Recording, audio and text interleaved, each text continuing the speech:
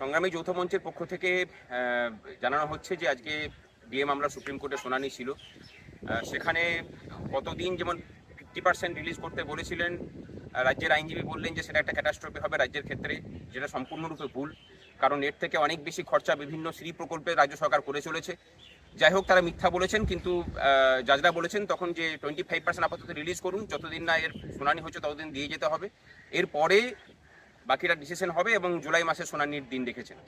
আমরা মানে আনন্দিত না হলেও দুঃখিত নই, মোটামুটি খুশি আমরা যে আপাতত একটা রিলিফ পাওয়া গেছে, এবং জয়ের জন্য যে লড়াই আমাদের, সেই লড়াইয়ের একটা দিশা আমরা দেখতে পেয়েছি। আমাদের সাথে আমাদের আইনজীবী আছেন বিক্রম ব্যানার্জি। হাইকোর্টের রায় অনুযায়ী যেটা বকেয়া, তার 25% রিলিজ করতে বলেছে supreme court, subject to the result of SLP. July মাসে মামলা শুনানি হবে। ডিএ মামলায় এক ধাপ তো আমরা ডেফিনেটলি এগোলাম, কুইকলি আমরা রেসপন্স পেলাম এবং এগোলাম। আগামী দিনে যাতে পুরোটা নিয়ে লড়াই করা যায় এবং আইনি অধিকার যেটা কর্মচারীদের সেটা প্রতিষ্ঠা হয়, সেই লক্ষ্যে আমাদের লড়াই করতে হবে।